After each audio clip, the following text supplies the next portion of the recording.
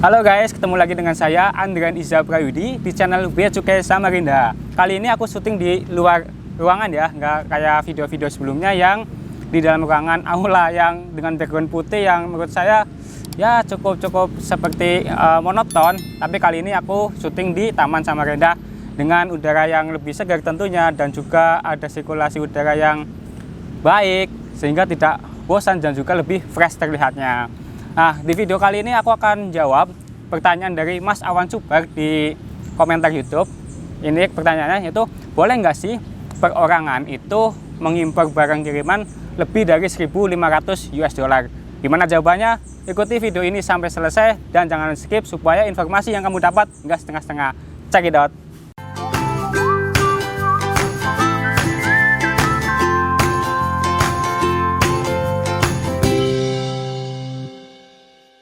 Sebelum aku jawab pertanyaan dari Awan Super nih, aku akan menceritakan sedikit tentang barang kiriman berdasarkan Peraturan Menteri Keuangan Nomor 199 Tahun 2019 tentang ketentuan kepabeanan, cukai, dan juga pajak atas barang kiriman. Nah, jadi dalam PMK ini, itu barang kiriman dibagi menjadi 3 secara harga barang atau biasa dalam perdagangan internasional itu disebutnya dengan harga FOB. Yang pertama yaitu harga 0 sampai dengan 3 US dollar. Nah, untuk kategori barang ini itu dibebaskan dari bea masuk dan juga tidak dipungut PPh impornya. Tetapi masih harus bayar PPN sebesar 11% ya. Peraturan yang baru yaitu 11%. Jika tahun-tahun sebelumnya itu 10%, maka PPN untuk mulai dari tahun ini itu sudah menjadi 11%. Jadi teman-teman tinggal terima barangnya, nggak usah bayar biaya masuk lagi. Kemudian yang kedua yaitu kategori barang dengan harga lebih dari 3 US dollar sampai dengan 1.500 US dollar. Nah, untuk kategori barang ini yaitu dikenakan biaya masuk sebesar 7,5% dan juga PPN sebesar 11%, namun dikecualikan dari PPh impor.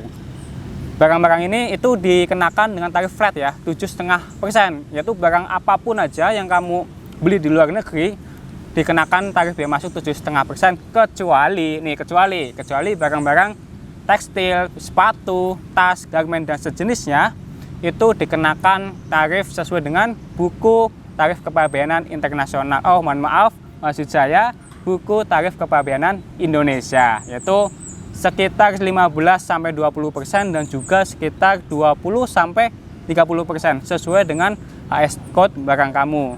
Dan juga dikenakan PPN 11%, kemudian PPh juga dipungut yaitu sebesar 7,5% jika kamu memiliki NPWP. Namun jika kamu tidak memiliki NPWP, PPh yang dikenakan yaitu sebesar 15% nih. Jadi 2 kali lipatnya ya kalau kamu nggak punya NPWP. Jadi buat kamu yang sering belanja online dan frekuensinya sering, silahkan bikin NPWP dengan menghubungi kantor pajak terdekat.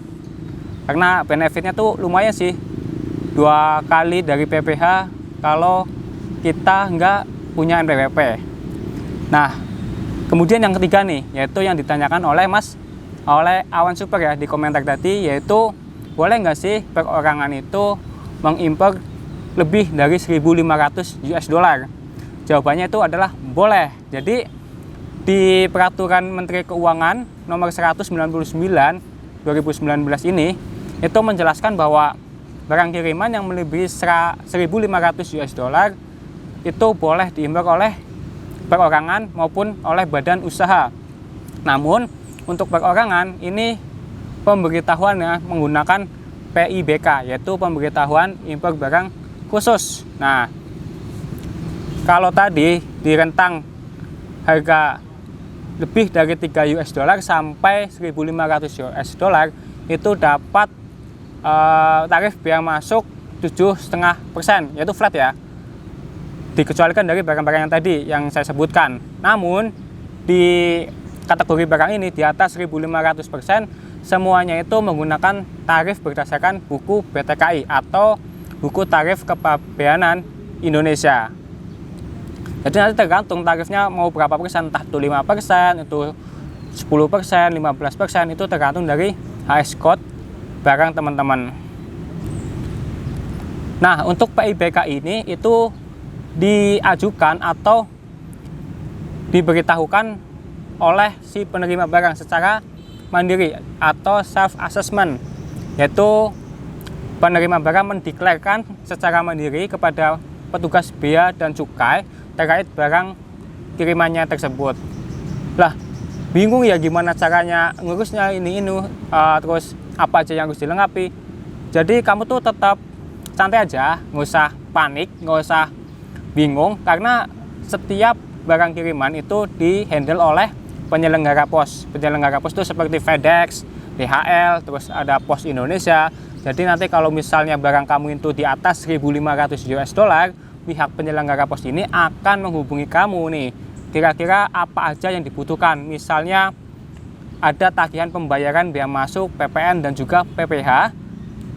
Itu nanti akan ditagihkan ke kamu. Dan juga jika dibutuhkan dokumen pelengkap juga seperti mungkin terkait dengan barang-barang laktas ya, seperti obat-obatan dan lain-lain yang membutuhkan izin khusus untuk impornya, maka penyelenggara pos pun akan memberitahu kamu nih harus melengkapi dokumen itu sebelum barang kamu bisa dikeluarkan dari pos, seperti itu.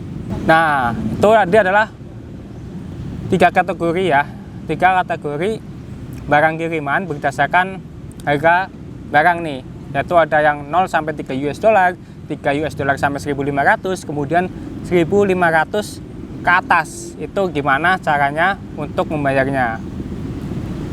Sebenarnya simple sih, nggak ribet. Jadi kembali lagi ke pertanyaan dari Awan Super tadi, yaitu boleh nggak sih perorangan itu mengimpor barang kiriman lebih dari 1.500 US dollar? Jawabannya adalah boleh. Jika kamu merasa mendapatkan sesuatu hal yang bermanfaat dari video ini, silakan like, subscribe, dan juga share video ini ke teman-teman kamu supaya teman-teman kamu juga tahu tentang informasi ini.